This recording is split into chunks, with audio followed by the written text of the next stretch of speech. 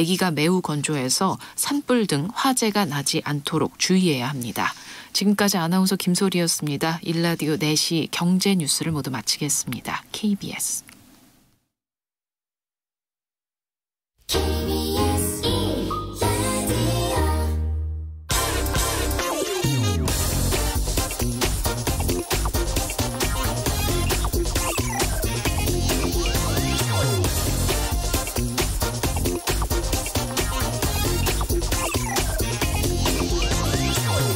네, 우리가 주식시장에 투자하면서 기업을 분석할 때 그 기업은 영속할 것이다, 영원히 지속될 것이다, 이렇게 가정하죠. 그래서 영어로는 기업을 going concern이라고 부릅니다. 그래, 주식시장에 투자한다는 것은 자본주의는 영원하다는 강력한 믿음에 기초한 투자입니다. 봉준호 감독의 영화 설국열차의 엔진 이름도 영원한 엔진이죠. 이 엔진룸에는 힘을 쓸만하지만 그러나 작은 아이, 비좁은 엔진룸에 딱 들어가기 적당한 사이즈의 아이만 들어가서 일을 할 수 있습니다. 이 아이 덕분에 설국열차는 궤도를 이탈하지 않고 계속 영원히 돌 수 있죠. 그런데 만약 아이가 커지면, 자라나면 영화 속에서는 커져버린 아이를 제거하고 또 다른 아이로 대체합니다. 현실에서는 그럴 수 있을까요? 빚과 돈의 힘으로 자산시장이 아무리 비대해진다고 한들, 우리 아파트 가격, 주식 가격이 아무리 올라간다고 한들, 이른바 메인스트리트라고 불리는 실물경제 중소기업, 자영업 노동자들이 몰락해서 소비하지 못한다면 우리의 아파트 가격, 주식 가격은 계속 올라갈 수 있겠습니까? 빈부격차, 불평등을 완화시켜야 한다는 이야기가 경제학자들 사이에서 끊임없이 나오는 이유는 단지 사회적 연민 때문에 그런 게 아닙니다. 자본주의가 영속하기 위해서라도 불평등은 완화되어야 합니다. 네, 안녕하십니까. 세상에 이익이 되는 방송 최경련의 경제쇼 출발합니다. 저는 진실탐사 엔터테이너 최경련입니다. 유튜브 오늘도 함께 갑시다.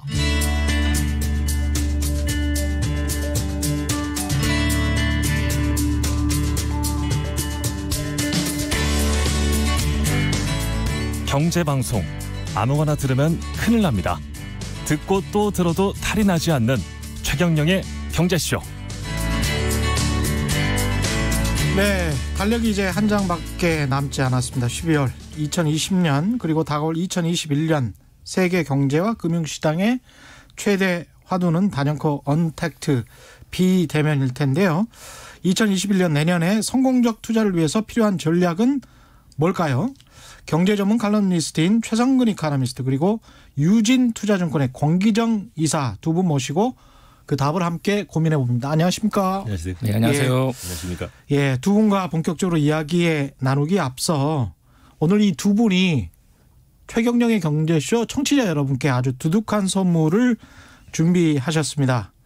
예, 옆에 계신 최성근 이코노미스트 그리고 권기정 이사 두 분이 저자로 참여하신 언택트 이코노미 2021 비대면 경제시대 맞춤형 투자 전략 언택트 이코노미 2021 방송이 끝날 때까지 문자 보내주시면 10분 선정해서 책을 댁으로 보내드리겠습니다. 성함, 연락처, 주소, 짧은 문자 50원, 긴 문자 100원이 드는 샵 9730으로 많은 참여 부탁드립니다. 언택트 이코노미 21입니다. 10분께 드립니다. 예. 일단은 책을 왜 쓰셨어요? 예, 이 최성근 이코노미스트, 네. 예, 최이코. 뭐 제가 이코노미스트로서 뭐 예. 매년 해오던 일이고요. 예. 아, 매년? 예. 매년 책을 한 권씩 책은 쓰진 않지만 예. 이 전망이라는 거는 이코노미스트에게 있어서는 뭐 가장 중요한 일이기도 하고요. 세계 경제 기본적인 전망. 예. 일입니다. 국내외 경제 전망하는 일들은 예. 이코노미스트들은 그냥 베이직한 일입니다. 그래서 예. 해왔던 일이고 또 마침 출판사에서 제의가 들어와서 예. 이렇게 좋은 기회를 쓰게 됐습니다. 근데 두 분이 원래 친분이 있으십니까? 전혀 없습니다. 그럼 출판사에서 어떻게 선정을 해서 당신들의 내공이 뛰어나니 이렇게 둘이 짝을 맞춰서 어떻게 잘 써봐라 이렇게 된 겁니까? 저도 그 내막은 잘 모르겠습니다. 본인 사진 뭐 권이사님 뭐 어떻게 들으셨어요? 제가 알기로는 이제 그 시장 참여자 중에 예. 그 해외 투자를 직접 하시는 분들이 아직까지 우리나라에는 많이들 안 계십니다. 그렇죠. 해외 주식을 직접 운용을 하시는 인력들이 많지만은 그래도 기타 다른 해외 국가에 비하면 경험치적으로는 작기 때문에 아무래도 제가 직접 해외 투자를 직접 이제 시행하고 있는 입장. 자산운용을 지금 유젠투자증권에서 하시는 거죠? 예, 그렇습니다. 해외 투자 담당이세요? 예, 담당은 해외 투자 담당하고 있습니다. 예. 그러시군요. 그래서 아무래도 그렇게 해서 이제 좀 연결이 되지 않았나. 그렇게 세계 경제, 해외 투자, 그렇습니다. 그다음에 이제 국내 주식 투자까지 네. 5분이 참여하셨습니다. 재밌네요. 예. 그러면 2021년 세계 경제는 어떻게 보십니까? 제가 쓴 부분은 세계 경제 파트인데요. 예. 내년도 경제 전망을 이렇게 쭉 흐름을 보면 사람들의 마음 속에는 그런 게 있는 것 같아요. 이 백신이 나오고 치료제가 나오면 굉장히 강력한 반등이 일어나고 뭔가 정상으로 회복이 일어날 것이다라는 굉장한 열망도 있고 기대도 있고 그런 그렇죠. 전망도 많이 나오고 있고. 근데 과연 그럴까라는 퀘스천 마크를 한번 달아봤고요. 과연 그럴까? 예. 이것이 수치상으로는 분명히 강력한 반등이라고 볼 수 있을 것 같아요. 내년 IMF의 전망치를 보면 5.2%로 나와 있어요. 그러니까 세계 경제 GDP? 예. GDP 성장률 전망이 내년 2021년에 2021년 올해 얼마나 떨어졌습니까? 올해는 마이너스 4.4%로 4.4%? 전망하고 있고요. 내년도 5.2%입니다. 그러니까 수치상으로는 그냥 강력한 반등이라고 이제 예상을 하고 있고 5.2만 보면 5.2만 보면 올해의 전망치가 낯선 것처럼 내년 전망치도 굉장히 낯설 겁니다. 그렇죠. 근데 그것은 어떻게 보면 기저효과의 측면이 굉장히 강하죠.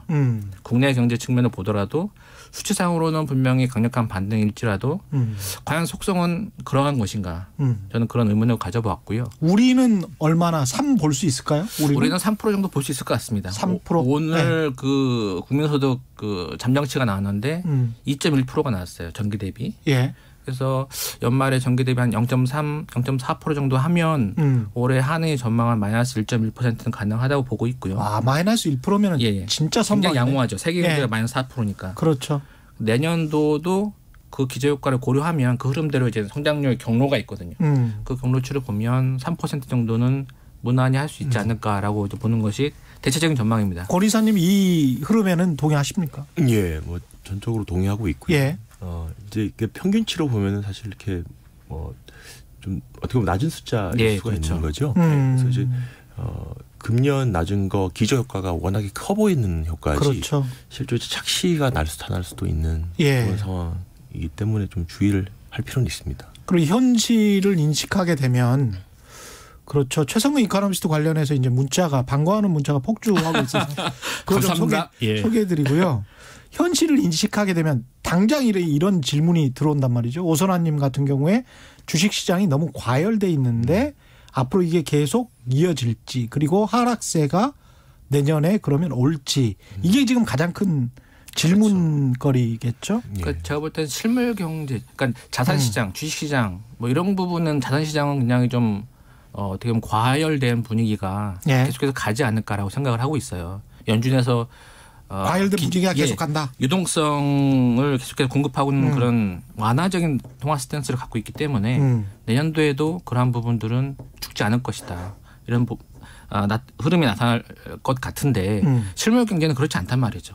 실물 경제는 그렇지 않고. 여러분들 느끼시는 것처럼 굉장히 타격을 입고 그 상흔이 여전히 2021년도에 국내 경제의 다양한 부분에 충격을 남기고 있을 것이다. 그렇겠죠.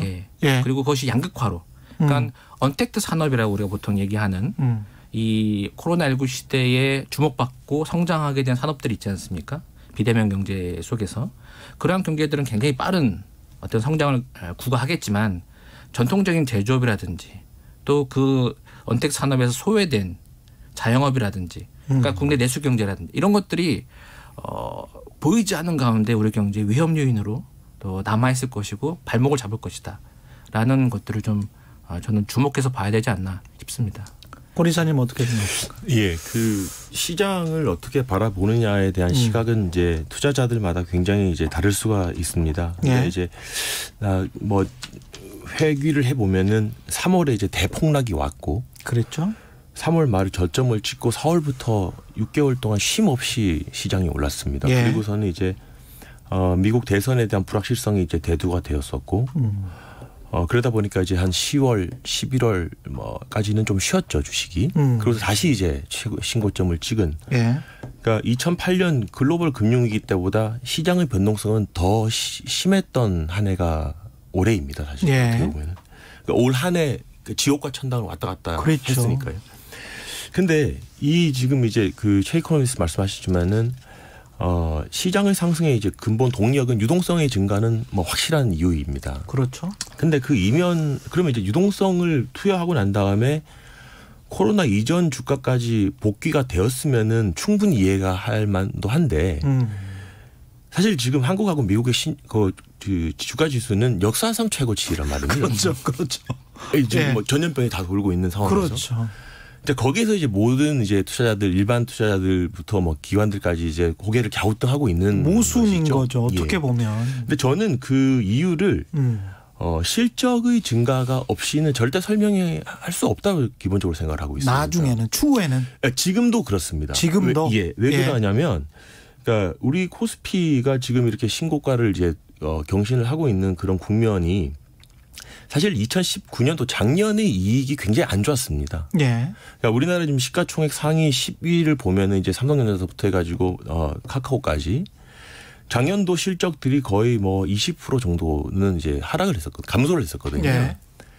근데 기저효과 때문에 이 코로나에도 불구하고 금년도 이익은 마찬가지로 20%에서 30%가 더 신장하는 그런 그림이 나오고 있습니다. 원래 우리 시장이 2019년에 안 좋았군요. 굉장히 안 좋았죠. 예, 안 좋았죠. 굉장히 이제 시장 다른 나라 대비해서 굉장히 언더퍼폼, 그러니까 하회를 했던 그런 시장이었기 때문에 그렇죠. 그 에너지가 응축되어 있던 상황에서 유동성을 투입을 한 결과가 실적의 증가세와 맞물려 가지고 폭발을 한 거네. 왔고 예.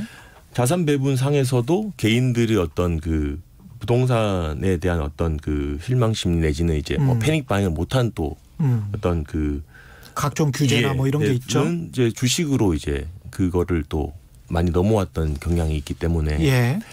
우리나라의 신고가는 다른 나라와 다르게 조금 더 내재적인 요인이 좀 있다. 왜냐하면은 최근에 이제 외국인들이 이제 순매수를 하고 있습니다만은 예. 사실 9월달까지 우리나라 순매수의 주체는 개인들이었습니다. 예. 기관과 외국인들도 계속해서 순매도 행진을 6개월 동안 보여줬기 때문에 예. 사실 우리나라 개인들이 올해 뭐 사실 동학 뭐 개민이 이런 얘기들이 많이 하지 않습니까? 예. 그것들이 사실 우리나라 순매수의 주체에 드러났다. 이렇게 봐져서 우리나라에 좀 기본적으로 다른 나라와는 다른 그런 요소가 있다고 봐지고요. 예. 미국 시장의 상승도 굉장히 좀 드라마틱했습니다만은 미국은 미국 시장이 빅테크라고 하는 소위 말하는 뭐 팡스닥이라든지 예. 그런 것들의 이익도 사실 작년 대비하면은 거의 플랫, 그러니까 뭐 동등하거나 예. 아니면은 감소의 폭이 굉장히 미미합니다. S&P 지금 금년도 S&P 500 기준으로 순위 전망치가 전년 대비해서 한 7, 8% 정도로 지금 월가의 애널리스트들이 추정을 하고 있습니다. 예. 그러니까 이 팬데믹 이후에서도 한 7, 8% 빠지면 반대로 내년도에 얼마나 보느냐. 내년도에는 다시 20% 정도 성장을 보고 있습니다. 이익 기준으로. 그러니까 저는 이 유동성 플러스 예. 금년 또는 내년도의 실적의 증가가 반드시 설명 요인으로 들어와야 된다고 저는 보고 있고요. 그렇게 본다라고 하면 지금 현재 우리가 주식의 그 고점과 저점을 논란을 할 때 바라보는 저 바로미터라고 할 수 있는 것들이 여러 가지 지표가 있겠지만 예. 저희는 이제 장기 금리와 단기 금리의 차이인 장단기 금리 차를 굉장히 이제 변곡점의 어떤 바로미터로 많이 삼고 있습니다. 미국채요? 예, 그렇습니다. 예. 뭐 우리나라로 쓰셔도 되는데 저희들은 이제 미국채로 보는데 미국 예. 10년과 2년을 봤을 때 이제 바닥을 찍고 이제 3월 달에 바닥을 찍고 사실은 올라가는 국면을 보이고 있는 거거든요. 예, 그래서 맞습니다. 장단기 예. 금리 차의 폭을 봤을 때는 아직까지 자산들 특히 위험 자산들의 가격이 여전히 좀 상승 여력이 있다. 예. 그렇게 봐지고 그 이면에는 22년도 실적까지도 좀 봐보자라는 거죠. 그러니까 21년도 내년도에 이 상승세가 유지가 된다라고 하면 그것은 반드시 22년도에 대한 또 기대감이 또 반영이 될 것입니다. 예. 그러니까 그거를 보고 나서야 아마 시장의 큰 방향이 정해지지 않을까 저는 그렇게 생각하고 있습니다. 최경련의 경제쇼에 나온 다른 이코노미스트 분들이나 리서치 센터장 분들 중에 경기 확장 초기 국면이다. 네. 이 의견에는 지금 동의하십니까? 한국이 경기 확장 초기 국면에 들어갔기 때문에 그렇기 때문에 주식시장을 더 긍정적으로 볼 수 있다. 2021년에. 실물경기 측면에 그러니까 자산시장과 굉장히 양극화되어 있다고 좀 보고 있는데 예. 실물경기 측면에서는 아직 이 경기 확장이라고 판단하기는 좀 섣부른 것 같고요. 제가 또 하나 책에서 강조한 부분은 부채의 위기입니다. 예. 이것이 이제 내년도에 뭐 어떻게든 백신이 나오겠죠. 그리고 경제 심리도 완화되고 뭐 말씀하신 기업들의 실적도 잘 나온 기업들도 많이 나올 것이고 그렇다 보면 사람들의 심리가 경기 회복됐구나라는 기사들도 많이 보게 되면서 경기가 좋겠다라는 기대 심리가 많아질 거예요. 근데 막상 내용을 뜯어보면 그건 다 부채거든요. 그 부채가 지금 최근 국제금융협회가 추정한 자료에 따르면 올해 9월까지 15조 달러가 증가했어요. 올해만 15조 달러? 전 세계적으로. 우리나라 돈으로 한 1경 한 8천조? 어마어마한 숫자죠. 예. 그러니까 이걸 무시할 수가 없다는 것이죠. 근데 그것을 우리가 직시하게 될 경우에는 예. 자산시장 참여자도 마찬가지고 굉장한 패닉에 빠질 수가 있어요. 이게 쌓아놓고 보니까 부채가 모래야. 이렇게 되는 거예요. 그러니까 이것이 한순간에 쓱 슬레드하게 되면 그 위에 쌓아놓은 자산시장의 어떤 결과물들도 굉장히 위태로울 수 있다라고 저는 보고 있고요. 그러니까 반드시 실적이 뒷받침돼야 되겠네요. 그러니까 주식적인 측면에서는 그렇습니다. 그래서 셰이크님 말씀 주신 대로 실물하고 지금 그 주식시장 자산 가격이 좀 따로 논다. 네. 근데 이제 주식을 하는 입장에서 볼 때는 저희는 주식을 매매하는 거고 기업의 실적을 매매하는 거지 경기를 매매하고 있지 않습니다. 그렇죠. 그 차이를 이제 투자자들은 아셔야 되는 거죠. 그러니까 저희는 경기는 사실 굉장히 사후적인 숫자입니다. GDP GDP 성장률을 보고 주식을 한다라고 하면 굉장히 실패할 확률이 높겠죠. 경제학자들 그래서 다 망하죠. 경제학자들 돈을 못 법니다. 그래서. 경제학자들 돈을 못 벌어. 그런 말씀이 아닌데.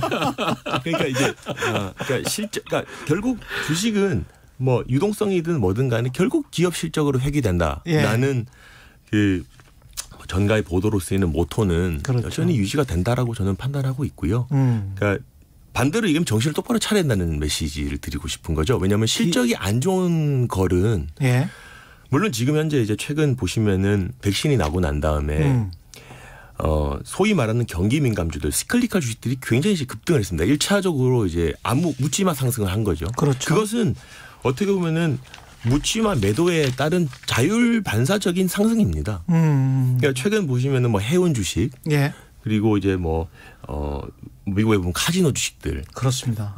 디즈니와 같은 이런 그 야외 이런 그 공원 주식들 같은 경우에는 사실 이 컨택 비즈니스지 않습니까? 그럼에도 불구하고 주가가 일단 레벨업이 다 된 이유는 기본적으로 그 실적이 좀 될 거다라는 생각은 하고는 있지만 사실 이번 상승은 그냥 백신 때문에 자율 반등의 성격이 가장 짙거든요. 그럼 그 이후에는 올해는 뭐 안 되겠습니다만 21년도 하반기부터 과연 실적이 좀 살아나 줄까에 대한 확인 작업이 좀 있어야 되는 거죠. 말씀하신 것도 2021년 하반기부터입니다. 상반기가 아니고.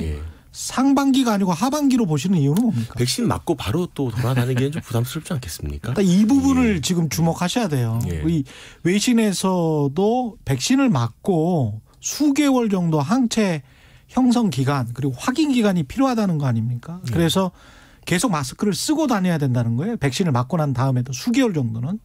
그래서 이 부분 2021년 여름 정도까지 선진국 사람들 상당수가 백신을 맞게 될 텐데 그럼에도 불구하고 마스크를 쓰고 다닐 것이다. 그러면 상당히 제약 요건이 강하게 남아있다. 특히 해외여행은 그럴 가능성이 높죠. 그렇죠. 그래서 그런 부분들은 잘 시간 계산을 잘해야 될 것 같은데 지금 말씀하셨다시피 유동성 자세에서 실적 장세로 넘어가는 이 시나리오 항상 우리가 이런 즈음에는 말을 해왔는데요. 이게 유동성 장세와 실적 장세가 겹쳐서 2021년을 폭발적으로 맞이할 수 있는 가능성도 있는 거 아닙니까? 아주 파지티브하게 아주 긍정적으로 본다면? 가능성을 배제할 수는 없습니다. 그렇진 않죠. 우리 시장에서 말하면 유포리아. 그러니까 이 대호황은 아직 체감하지 못하고 있다고도 말씀드릴 수 있거든요. 예. 지수만 놓고 보면은 신고가구나라고 굉장히 이제 놀랄 수 있겠습니다만은 사실 3월달 대폭락 이후에 얼마나 많은 투자자들이 3월 저점에 주식을 사서 지금까지 보유를 하시고 있겠습니까? 그러니까 기관들도 룰이 있기 때문에 네. 3월 달에 이제 뭐 손절매라는 어떤 그 내부 프로세스도 겪을 수도 있었을 거고요. 네. 개인들 같은 경우에는 이제 공포심이 워낙 이제 압도하다 보니까 일단은 이제 손절매를 하고 다시 매수 타이밍을 보자고 했지만 4월 달도 올랐고 5월 달도 올랐고 6월 달도 올랐거든요. 근데 저희 주변에 언제 들어가야 된다고 하는 사람들이 아직도 있다면 있습니까 아직도? 저는 있습니다. 11월 있네. 있습니다. 11월 있네. 있습니다. 어유. 예. 그래서 해가 지고 있어요 지금. 그러니까 우리가 보통 2007년도의 대세 상승을 기억하시는지 모르겠습니다. 예. 그때는 뭐 여기저기서 축포가 터졌던 그런 시그널들이 많았었죠. 그랬죠. 물론 근데 지금은 바이러스라는 이런 특별한 상황 때문에 이런 자산 가격 상승에 대해 가지고 사람들이 저 기쁨을 물리적으로 많이 못 느낄 수도 있겠지만 예. 여전히 뭐 소비는 여전히 그러면 이제 자산 효과가 나타나야 되는데 그렇죠. 예. 그럼 부가 상승했으니까 부의 효과가 나타나지 않고 소비로 나와야 되는데 아직까지 우리는 어떤 방식으로든 막혀 있는 거죠. 그러니까 여전히 그래서 저는 최 기자님 말씀하신 대로 이 두 박자가 완전히 맞는 시기. 확률은 모르겠습니다만은 뭐 가능성에 대해서는 한번 피날레를 장식할 수는 있지 않을까. 이게 어떻게 보면 마지막 불꽃일 수도 있는 거잖아요. 그러니까 조심해야 될 마지막 불꽃이 터지면 저는 뭐가 올 것이냐면 반드시 금리 인상에 대한 우려가 터져 나올 거거든요. 바로 나오겠죠. 디레버리지 이런 얘기가 금융시장에서 터져 나올 거기 때문에 거기에 대한 경계 심리가 또 한번 휩쓸게 되면 이게 그동안 유동성을 확 불꽃을 태우다가 이것이 한꺼번에 확 꺼지게 됐을 경우 이제 그것이 금융위기로 이어질 수 있는 단초가 될 수 있는 것이죠. 그러면 또 우리 페드 형님께서 잘 나서 주시지 않을까요?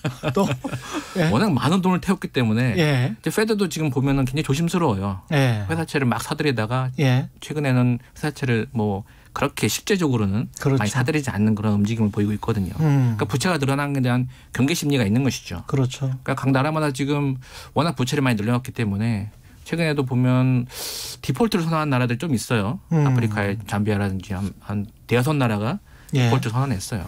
그러니까 이게 작은 나라라서 뭐 큰 영향은 없겠지만 그렇죠. 이게 거기에 물린 금융기관들이 한두 개씩 터져 나오다 보면 이게 금융 경색으로 이어질 수가 있고 이렇게 유동성으로 막 이어져 오던 그런 경제가 계속 엇박자가 나다 보면 이게 세계 경제 위험 요인으로 또 부각이 되고 이게 신흥국부터 이제 위기가 이제 시작될 수 있는 것이죠.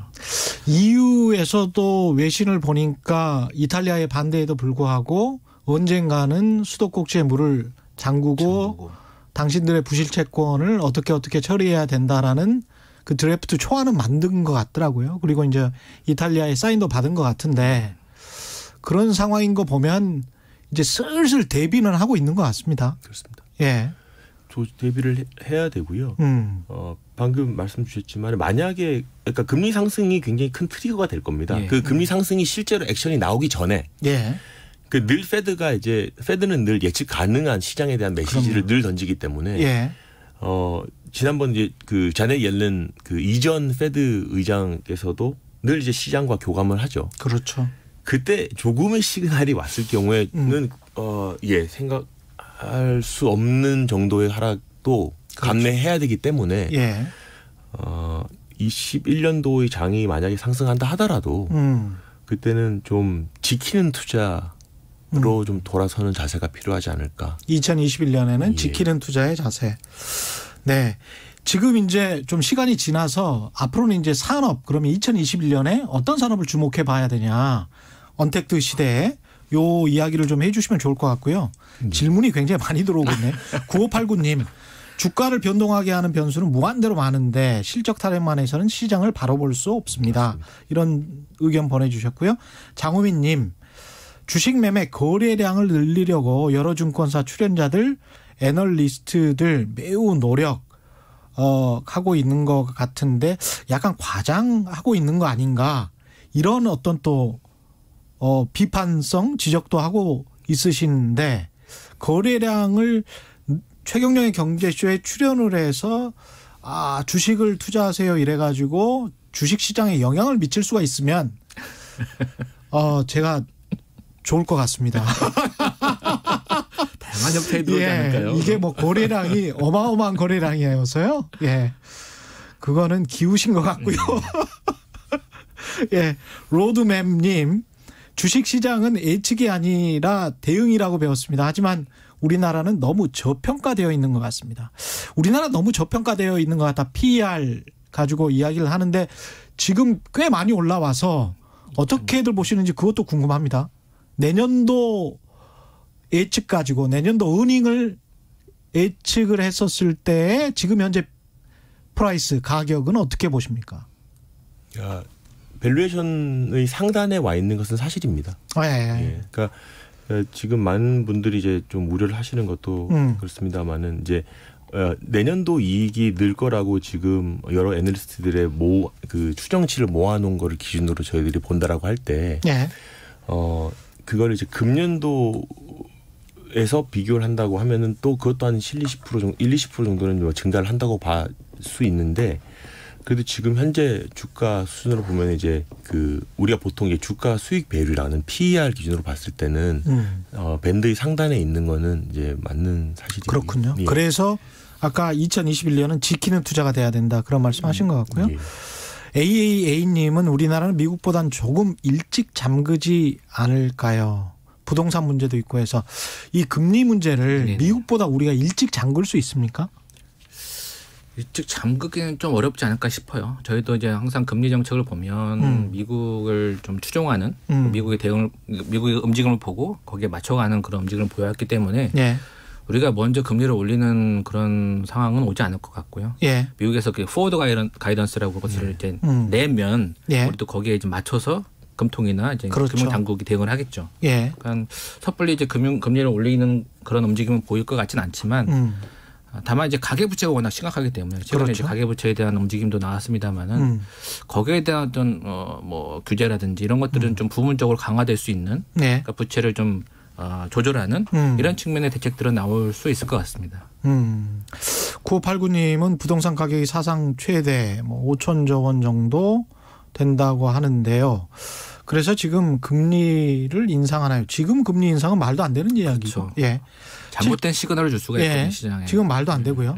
7705님도 화폐 개혁 말씀하시는데요. 언제쯤 되나요? 뭐 이렇게 말씀하셨는데요. 이것도 말도 안 되는 이야기입니다. 계속되는 루머입니다. 그냥 이걸 잊어버리세요. 이런 말씀하지 마세요. 산업 이야기로 하겠습니다. 언택트 시대, 비대면 시대는 2021년은 어떤 산업들을 주목해야 됩니까? 저는 이제 좀 떠오르는 게 뭐 많은 거를 뭐 얘기할 수 있겠지만 한 가지 떠오르는 건 저는 자동차라고 생각을 해요. 어디 가도 자동차를 얘기하는데 그러니까 우리가 스마트폰이 출시가 되고 이것이 우리 삶에 굉장히 혁신적인 변화를 가져왔지 않습니까? 그와 마찬가지로 자동차도 그런 디바이스화가 돼가고 있어요. 지금 현재 움직임을 보면 투자라든지 현재 뭐 글로벌 자동차 시장도 마찬가지고 하나의 디바이스화 되고 있기 때문에 그것이 이제 5G의 네트워크와 연결이 되게 되면 이게 자동차가 하나의 큰 디바이스, 일렉트릭 디바이스가 돼가지고 거기에서 네트워크가 이루어지는 그런 환경이 조성이 될 것이고 거기에 지금 다양한 언택트 IT 기업들이 협조하면서 협력 형태로 지금 들어갈 것이다. 최근에 네이버도 지금 현대차랑 협력 사업을 하겠다고 지금 나서고 있는 상태이기 때문에 그러니까 자동차의 제조업체만 말씀하시는 게 아니고 모든 뭐 전장 부품이랄지 자동차에 이런 것들 들어가는 IT 부품들이 이제 어떻게 보면 핸드폰에 어떻게 보면 업그레이드된 형태로 우리가 그 안에서 많은 인포테인먼트를 즐길 수가 있고 자율주행도 즐길 수가 있고 거기서 무슨 뭐 네트워크를 형성해서 거기서 자동 결제를 할 수가 있고 뭐 무한 상상할 수 있는 많은 것들이 이 자동차 산업에서 이루어질 것이다 저는 생각을 하고 있습니다. 권 이사님 어떻게 보십니까? 저는 이제 책에 좀 언급을 드린 내용이 몇 가지 이제 꼭지가 있는데 이제 미국을 중심으로 하고 있는 이제 클라우드 컴퓨팅 산업이 우리가 좀 주목해 봐야 되지 않을까. 기본적으로 이제 내년도에 만약에 시장이 계속해서 좋아진다고 하면 경기 민감주 같은 이제 뭐 백신 이후에 경기가 이제 회복된다는 기대가 함이면 실적이 좀 못 따라오더라도 기본적으로 우리가 뭐 여행이라든지 항공, 운수, 뭐 레저, 은행 이런 것 다 이제 제자리를 좀 찾아가는 과정이 당연히 이제 눈에 보이는 트레이드가 될 겁니다. 근데 이제 제가 말씀드리고 싶은 이제 산업적인 측면에서는 언택트건 컨택트건 간에 꾸준하게 이제 매출과 순이익을 이제 이룰 수 있는 섹터가 과연 뭐겠느냐라고 봤을 때는 저는 이제 미국이 이제 그 주도하고 있는 클라우드 컴퓨팅이라고 이제 말씀드리고 싶은데요. 아시다시피 이제 클라우드 컴퓨팅은 뭐 일반 우리 그 개인 사용자들은 자기 자료를 이제 뭐 구글이나 네이버나 다음과 같은 이제 인터넷 포털 사이트가 제공하는 어떤 그 외부 저장 장치에 자기의 이제 데이터를 저장해 두고 필요할 때마다 좀 빼쓰는 그런 거를 이제 생각하실 수 있는데 당연히 이제 그것도 클라우드 서비스의 일종이고요. 다만 이 클라우드 컴퓨팅의 서비스의 종류가 굉장히 많기 때문에 그런 그 데이터 저장은 이제 아주 극히 일부분에 지나지 않습니다. 그래서 핵심은 클라우드 컴퓨팅이 이제 제공하는 이제 데이터 저장과 관련된 서버를 뿐만 아니고 그 안에 우리가 알고 있는 인공지능이라든지 증강현실, 가상현실, 뭐 로보틱스, 사물 인터넷 등과 같이 우리가 이제 소위 말하는 초연결 사회를 지향하는 4차 산업을 가능하게 하고 구현하게 하는 최첨단의 정보통신 기술이 클라우드 컴퓨팅 안에 있습니다. 그러니까 전 세계 무수히 똑똑한 사람들이 벤처를 창업해서 그 세부적인 기술을 개발을 하지요. 근데 그 기술 하나를 가지고는 쓰임새가 없습니다. 그 기술이 클라우드 컴퓨팅이라는 이 생태계 안에 들어갔을 때 다 합쳐지적으로 빼서 쓰면서 이 4차 산업과 관련된 초연결 사회가 진행이 되거든요. 그래서 예를 들어 보면은 우리가 보통 석유 제일 큰 회사가 이제 그 로얄 터치 쉘이라는 회사가 있습니다만은 미국에 가면 이제 텍사스의 펄미안 분지라고 있습니다. 거기에 이제 그 셰일 가스가 매장량이 이제 제일 크다고 알려져 있습니다만은 자기들이 가지고 있는 유전에서 어떻게 가스를 뽑아 올려서 가장 효율적으로 생산량을 극대화할 수 있느냐에 대한 것도 인공지능이 해주는 세상입니다. 그러면 그런 석유 회사들이 IT 기업이 아니기 때문에 인공지능을 본인들이 개발할 수가 없습니다. 그거 개발하면 그게 인공지능 회사지 석유 회사겠습니까? 그러니 아마존이나 마이크로소프트가 제공하는 클라우드 컴퓨팅 서비스에 접속을 해서 자기들의 모든 그 데이터를 디지털화하고 그래서 클라우드 컴퓨팅 안에다 자기네들 데이터를 다 집어넣은 다음에 최적의 어떤 경영 전략에 대한 의사결정을 하는 이제 그런 것들이 이제 우리가 지향하는 클라우드 컴퓨팅의 어떤 그 과도기지만은 지금 현재로서는 궁극적으로 지향하는 바가 아닌가. 그래서 아마존은 전자상거래로 말씀드리면 뭐 부지불통의 그 1위 업체입니다만은 그것을 제외하고도 클라우드 컴퓨팅 서비스 비즈니스로도 글로벌 1등 기업이고요. 마이크로소프트는 2위 사업자입니다만은 굉장히 그 추격 속도가 굉장히 좀 흥미롭게 진행되고 있습니다. 뭐 구글, 뭐 알리바바, 우리나라 네이버 다음도 뭐 하고 있습니다만은 그래서 저는 이제 클라우드 컴퓨팅 사업자 그리고 좀 더 나아가서 클라우드 컴퓨팅 안에 있는 서비스와 그 정보통신 기술을 이용해 가지고 소프트웨어를 만든 기업들. 우리가 보통 이제 소프트웨어 개발사라고 했을 때 뭐 흔히들 아는 마이크로소프트도 소프트웨어 개발 회사죠. 우리 애크로벳 리더기로 잘 알고 있는 뭐 어도비 같은 것도 소프트웨어고요. 이제 이런 큰 회사들, 세일즈포스 이런 회사들도 많지만 사실 굉장히 이제는 그 하부 업무에 최적화되어 있는 소프트웨어를 개발하는 기업들이 굉장히 많고 미국 나스닥에는 그런 회사들이 굉장히 많이 상장이 되어 있습니다. 그러니 이제는 클라우드 컴퓨팅 이 생태계 안에서 어떻게 하면 보안 문제를 해결하고 어떻게 하면 데이터를 효율적으로 관리하고 분석하는 최적화되어 있는 소프트웨어 기업들이 나오고 있는 거죠. 그러니까 과거 뭐 10년 전에는 클라우드 컴퓨팅 자체가 목적이었다면 지금은 클라우드 컴퓨팅의 환경 내에서 그 효율성을 최적화시키는 그런 소프트웨어를 개발하는 회사들이 무죽순으로 생겨나고 있습니다. 근데 이 클라우드 컴퓨팅 이야기할 때 제가 궁금한 건 이게 국경과 영토에 제한을 받게 될까요? 아니면 나중에는 이게 가령 구글과 다음이 경쟁한다. 특히 이제 국토지리나 이런 거는 지금 서로 경쟁하고 있는 걸로 알고 있는데. 물리적으로 반드시 공간이 필요합니다. 그렇죠. 서버가 예. 기본적으로 이제 리전이라고 하는데요. 우리가 예. 그래서 여러 가지 서버들을 모아놓은 클러스터를 이제 우리가 리전이라는 이제 명칭을 쓰는데 그 이제 물리적으로 그 지역에 있어야 되는 거죠. 그리고 클라우드 컴퓨팅의 가장 아킬레스건이 보안 문제 또는 이제 그 전원이 나갔을 때 어떻게 하느냐. 늘 상시적으로 돌아가야 되기 때문에 그래서 보통 한 4차까지 이제 대비가 되어 있는 거면은 백업 서버들이 계속 있는 거니까 물리적으로 영토가 필요한 겁니다. 그래서 또 에너지 문제가 또 같이 나오겠네요. 그렇습니다. 이게 거의 SF 영화 비슷하게 갑니다. 네. 그러니까 초기 단계 비슷할 것 같은데 상상으로만 했던 일들이 이제 막 현실화되는 것이죠. 예. 네. 그래서 터미네이터 한 장면 지금 보는 것 같아요. 지금 쭉 말씀 듣다 보니까 이거 터미네이터네 뭐 이런 생각이 드네요. 네, 그게 모든 우리가 이제 사용자들도 컴퓨터에 접속을 해서 그냥 우리 웹상에서 보는 이제 컴퓨터 화면으로 모든 일을 처리하는 그런 세상이 왔고요. 예. 이제 그러한 기업들을 우리가 이제 소프트웨어 에서 서비스라 그래서 이제 SaaS 기업이라고 하는데 예. 우리가 뭐 화상 회의로 요즘 인기를 하고 있는 이제 줌 같은 예. 줌 커뮤니케이션스 같은 그런 회사들도 다 클라우드에 기반한 회사이고요. 예.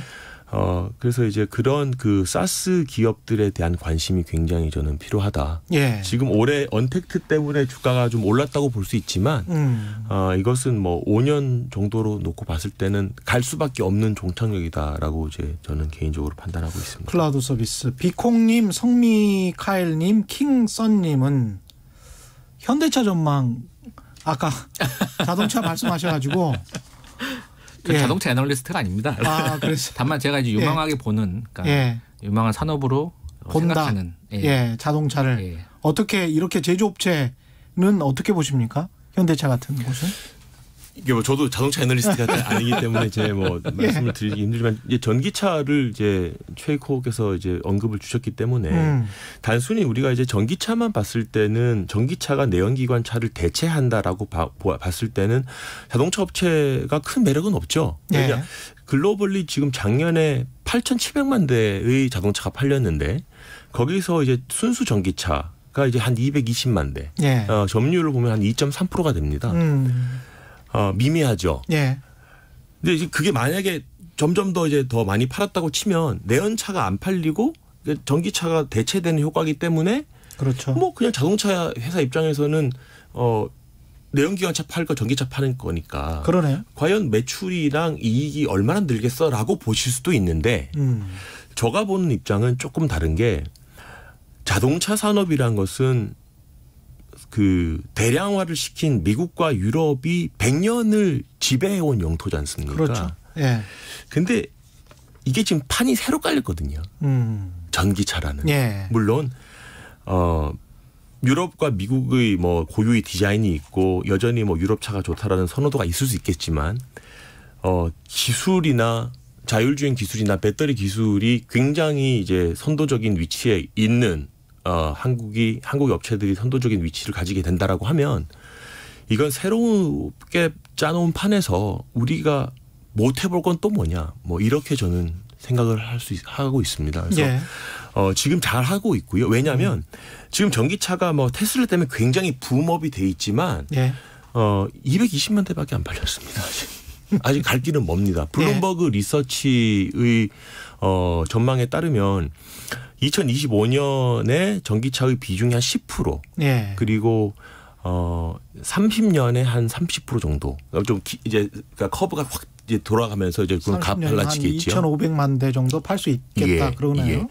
그러면 제가 볼 때는 이 성장의 초기에 있는 지금 2020년서부터 2025년까지 이 5년이 향후 몇십 년을 또 좌우할 이제 굉장히 중요한 포인트라고 봐지고요. 그래서 현대차는 이번에 이제 eGMP라는 전기차 전용 이제 생산 플랫폼을 구축을 하고 내년도부터 그에 맞는 신차가 최초로 한데 나오는 걸로 제가 알고 있습니다. 그래서 좀 기대해 볼 수 있고 테슬라가 인기가 많은 이유는 이제 자율주행의 기술이 그래도 다른 업체보다는 좀 더 진보되어 있기 때문에 여전히 이제 어느 정도 아이콘적인 요소로 좀 자리를 잡고 있을 것 같고요. 유럽 업체들이 의외로 좀 뒤처져 있다라고 볼 수 있지만 나름 내실 있게 준비를 해왔기 때문에 사실 경쟁의 강도로 보면은 또 한 발자국도 물러설 수 없는 또 뭐 곤곤일척의 승부가 또 기다리고 있고요. 예. 또 자연스럽게 연결드리면은 배터리도 마찬가지입니다. 그러네. 우리나라 업체의 이제 LG화학과 삼성 SDI 그리고 SK이노베이션스가 기술력이나 공정의 어떤 효율성 그리고 가격 경쟁력을 봤을 때 우린 글로벌리 이제 선두권 업체입니다만 중국의 CATL과 BID 같은 업체들의 그 추격이 굉장히 굉장합니다. 예. 실제로 CATL과 LG화학은 글로벌 마켓시어를 1, 2위를 계속 엎치락뒤치락 하고 있는 상황이고요. 또 중국에서 생산되는 테슬라 같은 경우에는 CATL 배터리를 쓰기로도 했고 또 BID 배터리도 쓰기로 했던 뉴스가 나온 걸 보면 또 야금야금 중국 업체들이 우리가 굉장히 좀 질렸던 유럽 자동차 메이커들의 시장 점유율도 좀 뺏어갈 수 있는 어떤 그런 상황이기 때문에 자동차를 제조하는 업체나 배터리를 제조하는 업체 두 분야께서 협업을 할 수 있는 게 당연한 것 같고요. 해야 되네요. 지금 상황이. 지금은 제가 말씀드렸지만은 새로운 글로벌 자동차 시장의 판이 짜였기 때문에 이거는 해야 돼. 국가와 국가로 가야 되는 거죠. 그러니까 중국도 지금 길을 쓰고 유럽에다가 공장을 짓고 유럽 자동차 메이커들한테 우리도 공장 너네 공장 옆에 지었으니 우리 거 좀 써줘 이런 거 아니겠습니까? 그렇기 때문에 이거는 어떤 개별 기업의 문제가 아니고 새로 판을 짠 시장의 선점을 위해서 나라 간의 어떤 어떤 협심이 좀 돼야 되지 않는가. 그런 측면에서는 이게 국가 간 경쟁이 치열하겠습니다. 유럽 차들 입장에서는 내연기관 차를 그래도 향후에도 계속 팔아야 되니까 중국 시장이 워낙 크기 때문에 거기에서 또 일정 정도 팔고 니들 배터리도 좀 사주고 이런 협업 체계가 구축될 수가 있겠네요. 여러 가지로 합종 연행이 가능한 그런 상황인데 JHS님은 전혀 다른 지금 의견을 주셨습니다. 뭐니 해도 아파트입니다. 주식하지 마세요. 개미는 한 번에 다 털려요. 이런 아주 상당히 극단적인 말씀을 하셨는데 부동산은 어떻게 전망하십니까? 부동산도 마찬가지로 제가 항상 부채 위기를 연장선상에서 말씀드리면 그 부채를 통해서 늘린 자산이 과연 영원할 수 있을까? 한 번은 갈 수는 있겠지만 언젠간 조정 시기가 오게 되고 그때 이제 부채를 레버리지 과도하게 당겨서 쓰신 분들은 상당히 좀 위험해질 수 있다. 자산의 가격의 하락이 충격을 감내할 수 있다면 모르겠으나 그런 부분을 감내할 수 없는 분들이 섣불리 부동산 광풍에 휩쓸려서 투자를 하게 된다면 그런 충격에서 과연 안전할 수 있을까 저는 그런 우려가 갖고 있고 또 이것이 또 이게 건강한 성장이 아니기 때문에 그리고 자산 가격이 또 부동산을 통해서 부동산은 정말 부동자산 아닙니까? 움직일 수 없는 자산이거든요. 그러니까 이것이 경제 성장 성격적 측면에서 볼 때에도 결코 건강한 투자는 아니다. 물론 개인적인 부를 축적하는 측면에서는 효율적인 수단일 수 있겠지만 그게 과연 앞으로 얼마나 갈 것이며 또 그것을 통해서 경제를 쌓았다 한들 그것이 과연 건강한 경제 성장일 것인가라는 생각을 또 해보셔야 될 것 같습니다. 고리사님 어떻게 보십니까? 일단 전망과 저는 부동산은 전혀 문외한이기 때문에 하지만 그럼에도 불구하고 주식을 하는 입장에서는 자산 운영하시는 입장에서는 그럼 왜 부동산이 아니고 주식이어야 하는가 이런 고민은 좀 하셨을 것 같아요. 앞으로 한 10년 동안. 제가 제가 이렇게 말씀드릴 수 있을 것 같습니다. 저는 이제 해외 리츠에 관심이 좀 있는데요. 해외 리츠? 리츠도 어차피 부동산이니까. 그거랑 연결시켜서 말씀을 드리면 이제 해외 리츠가 이제 부동산 펀드를 우리가 속칭하는 건데요. 금년도에 코로나 직격탄이었습니다. 해외 리츠뿐만 아니고 우리나라에 상장되어 있는 예금호처. 그 리츠 업체들의 주가가 액면가를 하회한다거나. 맞아요. 미국 같은 경우에도 반토막이 나 있는 리츠들이 좀 많습니다. 그래서 근데 이제 실제로 보면 자산 가격, 유동성 때문에 자산 가격이 굉장히 좀 많이 올라와 있기 때문에 실제로 부동산 거래는 원활하게 뭐 미국도 지금 맞습니다. 예. 팬데믹 현상이지만은 뭐 오피스 빌딩 같은 게 여전히 거래가 잘 되고 있고요. 한국도 그렇습니다. 예. 예. 그래서 예. 이번 아까 말씀드렸듯이 경기 민감주가 이제 반등할 거라고 보는 거와 뭐 괴를 같이 한다면 리츠에 대해서도 좀 관심을 가지실 필요는 있지 않겠나 싶습니다. 2021년에 예. 왜냐하면 워낙 지금, 떨어졌기 때문에. 예, 지금 떨어졌다는 말씀은 배당 수익률이 올라갔다는 거랑 뭐 일맥상통하지 않겠습니까? 그렇죠. 예. 지금 미국의 리츠가 평균 뭐 한 4% 5%가 나오고요. 우리나라 리츠들이 5%가 넘는 게 많습니다. 지금 가격으로 보면. 예. 그래서 반면 이제 리츠도 그 하부 섹터를 보시면은 이제 데이터 센터 자산을 가지고 있는 리츠가 있고 그러네. 또 잘 봐야 되네요. 예, 물류 센터만을 가지고 있는 이제 산업용 리츠 이런 것들은 올 한 해 굉장히 좋았습니다. 그렇네요. 주가가 예. 오히려 뭐 코로나가 더 고마운 상황이었죠. 예. 그래서 그런 주식들의 배당 수익률이 지금 2%를 하회하고 있습니다. 즉 배당 수익률 관점에서는 매력이 없는 건데 그럼 과연 본업인 데이터 센터와 아까 말씀드린 클라우드 컴퓨팅이 잘 될 테니까 예. 데이터 센터가 잘 될 거냐 뭐 전자상거래는 여전히 좋을 테니까는 물류 창고는 더 계속 잘 될 거다. 그러면 얼마나 잘 될 거냐라고 봤을 때 그거를 주가의 상승으로 결부시키는 것보다는 예. 오히려 배당 수익이 너무나 높아져 있는 즉 주가 메리트가 굉장히 좀 부각되고 있는 뭐 리테일이나 예. 상업용 오피스 같은 리츠들도 예. 가격 메리트상 한번은 보실 필요가 있지 않겠나. 저는 그렇게 좀 정리를 드릴 수 있을 것 같습니다. 야, 지금 돈이 너무 많이 풀려가지고 갈 곳을 잃어서 지금 뭐 상업용 빌딩들도 공실이 나는데도 불구하고 거래가 꽤 활발히 되더라고요. 대형 빌딩들이. 그래서 언제까지 뭐 갈지는 모르겠습니다. 이 상황이. 끝으로 지금 한 2분 정도 남았는데요. 2021년에 주식, 채권, 그다음에 다양한 뭐 금 같은 대체 투자도 있을 것 같고요. 자산 시장에 관한 전망, 그다음에 꼭 유의점 같은 것도 함께 좀 말씀을 해 주십시오. 저는 첫째도 부채, 둘째도 부채, 세 번째도 부채. 그러니까 부채. 2021년도에는 항상 그거 명심하셔야 될 것 같습니다. 이 부채를 단순히 이제 어떻게 보면 부의 증식 수단으로만 바라보지 마시고 굉장한 경고등을 켜고 주의 깊게 또 아까 권 이사님 말씀대로 지키는 자세로 임해야 된다. 지키는 자세. 예. 그러니까 부채가 너무 늘어나게 되면 이제 부채 관리에 들어가야 되는 타이밍이다라고 말씀을 드리고 싶고 글로벌적으로도 봐도 그러한 유동성의 어떤 그런 흐름들, 금리 흐름들, 물가 흐름들을 주의 깊게 보셔야 이제 그런 어떤 자산 가격의 충격이 올 때에 현명하게 또 기민하게 대응할 수 있기 때문에 그런 부분을 좀 주의 깊게 보셔야 될 것 같습니다. 예. 권 이사님. 예. 네, 저도 아까 모두에 잠깐 말씀을 드린 거와 마찬가지인데 자산 가격의 상승은 좀 더 될 수는 있겠지만 얼마나 오르는지는 아무도 모르죠. 언제까지 오를지는. 예. 사실 하지만 지금 우리 주변에서 그런 악재가 과연 뭘까? 그렇죠. 근데 다 알고 있는 불확실성은 악재가 아닙니다. 예. 미국 선거도 끝났고.